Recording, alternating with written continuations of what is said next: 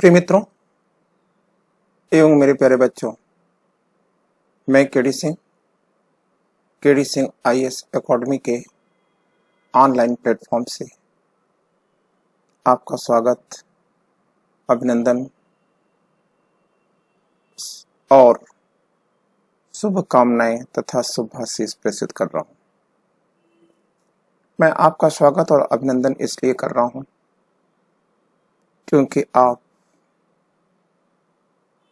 एक बहुत बड़े मिशन को लेकर चल रहे हैं।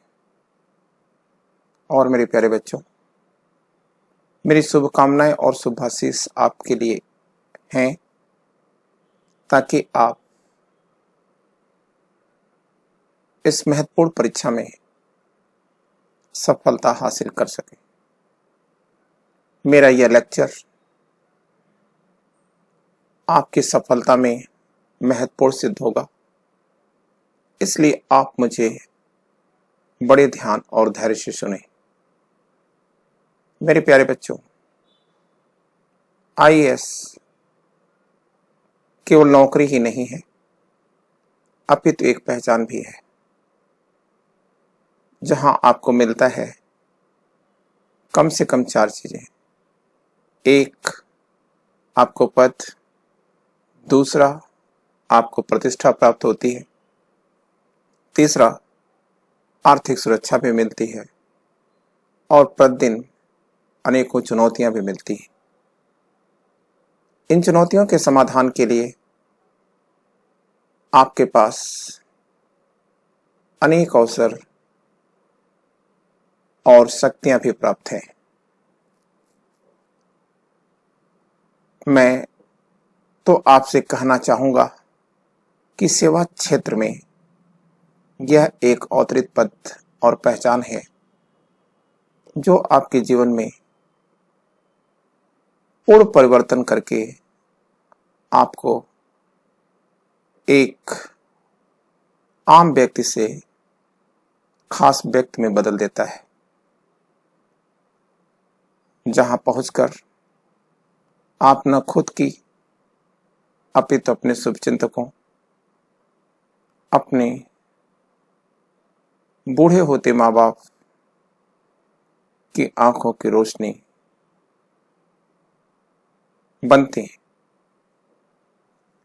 क्या आप जानते हैं कि आईएएस का पद कभी किसी किस्मत वाले को प्राप्त नहीं होता, अपितु यह काबिलियत से मिलती है। अब प्रश्न यहां यह है कि आप काबिल कैसे बने। मित्रों, इसके लिए आप यूपीएससी अर्थात संघ लोक सेवा आयोग के संदर्भ में जाने कि संघ लोक सेवा आयोग आपके अंदर क्या खोज रहा है। सेकंड चीज, आप टाइम मैनेजमेंट को समझें, क्योंकि किसी ने कहा है कि वक्त का हर शय गुलाम। इसके साथ साथ आपको यह भी जानना है, सीखना है कि आप जो पढ़ें वह आपकी स्मृति में रहे और वो विस्मृत न हो। इसके साथ आपको पाठ्य सामग्री भी जानना होगा। तो आइए हम पहले पॉइंट की बात करें कि संघ लोक सेवा आयोग आप में क्या खोज रहा है। तो इसके लिए आपको यह जानना होगा कि संघ लोक सेवा आयोग आईएएस बनाने के लिए या सिविल सर्विसेज में चयन देने के लिए 3 प्रकार की परीक्षाओं का आयोजन करता है और इस आयोजन के द्वारा वह आपके अंदर 3 प्रकार की विशेषताओं की भी खोज करता है। जैसे प्री एग्जामिनेशन की परीक्षा केवल एक स्क्रीनिंग परीक्षा नहीं है, अपितु इसके साथ ही साथ आपकी मानसिक गति, और मानसिक संतुलन की भी एक परख है। यदि आप दोनों ही परीक्षाओं यदि आप दोनों ही जो विकल्प मैंने रखा है आपके सामने कि आपके मानसिक संतुलन और आपके ब्रेन की गति, इन दोनों ही क्षेत्र में यदि किसी में भी आप ठीक तरीके से कार्य नहीं कर पा रहे हैं तो निश्चय मानिए कि परिणाम आपके पक्ष में नहीं होगा। इसके अतिरिक्त प्री में जो सेकंड पेपर होता है वो है सीसैट। सीसैट की परीक्षा के द्वारा संघ लोक सेवा आयोग या लोक सेवा आयोग आप में यह खोजता है कि आप किसी विषय पर कितना एकाग्रचित्त या कंसंट्रेट हो सकते हैं। मेरे प्यारे बच्चों, यदि आप प्री परीक्षा को पास करते हैं तभी आप मुख्य परीक्षा में भाग ले सकते हैं। अब आइए हम देखते हैं कि आयोग आपके अंदर मुख्य परीक्षा में क्या खोज रहा है। तो इसके संदर्भ में मुझे यह कहना है कि मुख्य परीक्षा में आयोग आपके अंदर यह देखना चाहता है कि क्या आप में क्विक डिसीजन लेने की क्षमता है। दूसरी चीज खोजता है कि आप की भाषा पर क्या पकड़ है और लिखते समय आप क्या रिदम से लिखते हैं या नहीं लिखते हैं। तीसरी चीज जो कि सबसे बड़ी प्राथमिकता है मुख्य परीक्षा के लिए वो है एनालिटिकल राइटिंग। एनालिटिकल राइटिंग या विश्लेषणात्मक लेखन को शायद आप जानते होंगे, परंतु यदि आप नहीं जानते तो मैं आपको बताना चाहता हूं कि एनालिसिस क्या है। मुख्यतः एनालिसिस अतीत को वर्तमान से और दूसरे विषयों से संबंध स्थापित करने की एक प्रक्रिया है। मोटे शब्दों में आप कह सकते हैं कि यह एक जोड़ है, एक जुगलबंदी है जो तर्क के द्वारा ही संपादित की जाती है। तो ऐसी स्थिति में आपको हमेशा एनालिटिकल तरीके से ही लिखना होगा। अगर मैं दूसरे तरीके से आपको समझाना चाहूं कि एनालिटिकल प्रक्रिया क्या है, प्रोसेस क्या है या विश्लेषणात्मक प्रक्रिया क्या है, तो मैं आपसे ये कहना चाहूंगा कि आप लेखन के समय या पढ़ने के समय इंटरडिसिप्लिनरी अप्रोच का प्रयोग करें। अब आपके सामने एक खुद में ही एक प्रश्न उत्पन्न हो गया कि इंटरडिसिप्लिनरी अप्रोच है क्या। इसका मतलब ये है कि जब आप एक विषय पढ़ते हैं, जैसे मान लिया कि आप इतिहास पढ़ रहे हैं, तो इतिहास है क्या। इतिहास बीता हुआ कल है जहां की सामाजिक, राजनीतिक, आर्थिक, सभ्यता और संस्कृति तथा विज्ञान और प्रौद्योगिकी के क्षेत्र में जो विकास हुआ है उसी का लेखा जोखा है। तो अब प्रश्न आता है कि क्या आप अपने अतीत के अर्थव्यवस्था को क्या वर्तमान अर्थव्यवस्था से जोड़ सकते हैं और समाज, धर्म में जो वर्तमान समाज है और प्राचीन समाज है उससे क्या संबंध है और क्या अलगाव है। तो ऐसी स्थितियों में मुझे आपसे बस इतना कहना है कि प्लीज आप जब भी मुख्य परीक्षा को लिखें तो इतनी बातों को जरूर ध्यान रखें। फिर से मैं इस बात को दोहरा रहा हूं कि मुख्य परीक्षा में लिखते समय आपको फर्स्ट पॉइंट याद रखना है कि आप अपने अंदर क्विक डिसीजन की क्षमता विकसित करें। अब ये क्विक डिसीजन की क्षमता आप क्यों विकसित करेंगे, पहले तो आप ये बात समझिए। देखिए, आईएएस की परीक्षा टफ क्यों है? ये भी तो अन्य परीक्षाओं की भांति एक परीक्षा है, लेकिन ये टफ क्यों हो गई? क्योंकि इसके जो क्वेश्चंस होते हैं वह एनालिटिकल होते हैं। पहली बार प्रतियोगी इस प्रकार के क्वेश्चन को देखता है, वो कहीं पर बने बनाए क्वेश्चंस प्राप्त नहीं होते। ठीक है, कि आपको कोई एक चुना हुई किताब में ये मैटर मिल जाए या कोई कोचिंग में मिल जाए, ठीक है, ऐसा बिल्कुल नहीं होता। इसलिए वहां मतलब एग्जामिनेशन हॉल में ही आपके सामने क्वेश्चन आता है, फिर आप उस क्वेश्चन को पढ़ने के बाद आप क्विकली उस पर डिसीजन मेकिंग करें, उसकी प्लानिंग करें और उस प्लान को आप अपने अनुरूप, ठीक है, अपनी कॉपी में उतारें। तो एक तो क्विक डिसीजन लेने की क्षमता आपके अंदर क्यों होनी चाहिए, ये आपने समझ लिया। दूसरी चीज ये है कि एनालिटिकल लिखा जाना चाहिए। तीसरी चीज हमने आपको बताया कि एनालिसिस क्या होती है, और चौथी चीज जो हम आपको बताने जा रहे हैं वो ये बताने जा रहे हैं कि इंटरडिसिप्लिनरी अप्रोच क्या है। ठीक है, फिर हमने आपसे एक बात और कही थी कि आप मुख्य परीक्षा में लिखते समय आप ये देखें कि आपके लेखन में तर्क कितना है और उसमें रिदम कितना है। इसके बाद आता है आपका अंतिम पड़ाव, इंटरव्यू। अब बात अगर हम करें इंटरव्यू की, तो इंटरव्यू का मतलब है व्यक्तित्व का परीक्षण।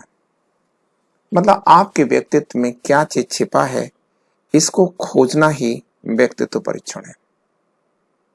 तो देखिए, जो इंटरव्यू है इसमें आपके अंदर क्या होना चाहिए? फर्स्ट चीज बच्चों, आपके अंदर वैल्यू सिस्टम होना चाहिए, आपके अंदर वर्च्यू होना चाहिए, आपके अंदर एप्टीट्यूड आपका टेस्ट होता है, एप्टीट्यूड टेस्ट में भी आप पास होने चाहिए। इसके साथ साथ आप दूसरे को किस प्रकार से कन्विंस कर सकते हैं, मतलब किस प्रकार से अपने पक्षकार बना सकते हैं या समझा सकते हैं, इसकी भी जांच होती है। मतलब कन्विंसिंग जो पावर होती है, यह किसी भी इंटरव्यू के लिए महत्वपूर्ण फैक्टर होता है। अब सवाल यहां पर है कि आप इंटरव्यू के अंदर इन गुणों का विकास कैसे करेंगे। तो जाहिर सी बात है कि इन गुणों का विकास करने के लिए आपकी जो संगत है इसकी बहुत बड़ी भूमिका होती है। देखिए, बड़ी सीधी सी बात है कि एक सड़ा हुआ फल अपने साथ रखे हुए अनेक फलों को छुड़ा सकता है, लेकिन अनेक अच्छे फल किसी खराब फल को अनेक अच्छे फल किसी फल को खराब नहीं कर सकते। इसलिए आप याद रखिएगा, आपकी संगत का आपके पर्सनालिटी के डेवलपमेंट में बहुत बड़ी भूमिका होती है। अब देखिए, अगर हम बात करेंगे टाइम मैनेजमेंट की, दूसरी जो बात करेंगे कि टाइम मैनेजमेंट की, तो आप याद रखिएगा कि टाइम मैनेजमेंट क्या है। तो आप याद रखिएगा, एक समय में एक ही कार्य को संपादित करना टाइम मैनेजमेंट है। जैसे आप पढ़ रहे हैं तो आपका मन पढ़ने में लगना चाहिए, लेकिन आपका मन लगता कहाँ है? आपका मन तो कभी अतीत में होता है और कभी भविष्य में होता है, वर्तमान में तो टिकता ही नहीं। तो वर्तमान तो आपका ये है कि आपके सामने एक किताब है। तो ऐसी स्थिति में जब आप न तो वर्तमान में है ही नहीं, या तो आप अतीत में है या भविष्य में, तो प्रश्न यहाँ ये है कि आप सीखेंगे क्या। इसलिए अपने मन को आप अतीत और भविष्य से हटा करके वर्तमान में टिका दें। यही समाधि है, यही एकाग्रचित्ता है और यही टाइम मैनेजमेंट है। तो अब आपके सामने एक प्रश्न आता है कि हम कितने घंटे पढ़ें। देखिए, घंटे गिनाने से पढ़ाई नहीं होती, रात भर जग करके बैठने से पढ़ाई नहीं होती। पढ़ाई तो तब माना जाता है कि जब आपने कुछ सीखा हो। तो सीखने के लिए आपको कब पढ़ना चाहिए? देखिए, सीखने के लिए सबसे पहली जरूरत यह है कि आप ब्रह्म मुहूर्त या अर्ली इन द मॉर्निंग में आप उठें और उसके बाद थोड़ा सा शारीरिक और थोड़ा सा मानसिक कसरत करके आप अपनी पढ़ाई को शुरू करें। मॉर्निंग का जो समय होता है, इस समय हमारी जो एयर होती है ये स्वच्छ होती है, ऑक्सीजन का कंसंट्रेशन भी यहाँ बहुत होता है।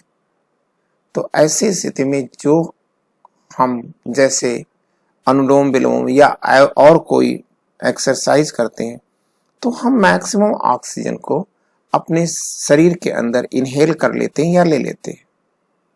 तो जो ऑक्सीजन हमारे शरीर के अंदर जाती है उसका 20% हमारा ब्रेन एब्जॉर्ब कर लेता है और ब्रेन एब्जॉर्ब करके, ठीक है, हमेशा तरोताजा बना रहता है।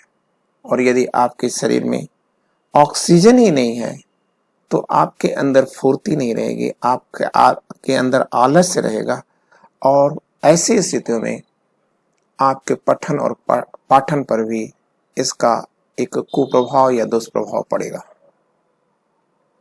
मेरे प्यारे बच्चों, अब हम आपको ये बताना चाहेंगे कि देखिए, अगर आप पूरी रात जगते हैं, ठीक है, तो यहां हम आपको बताना चाहेंगे कि देखिए, सूर्योदय से और रात होने तक सूर्य की गति तो बदलती ही बदलती है, हमारी मानसिक वृत्ति भी बदल जाती है। क्योंकि जो सुबह का समय होता है, उस सुबह के समय में हमारी मानसिक वृत्ति दया, दान, अर्पण, समर्पण इत्यादि की होती है। यही कारण है कि जो देव उपासना होती है, चाहे वो पूजा के रूप में हो या नमाज के रूप में हो या प्रेयर के रूप में हो, सभी मॉर्निंग में ही होती हैं।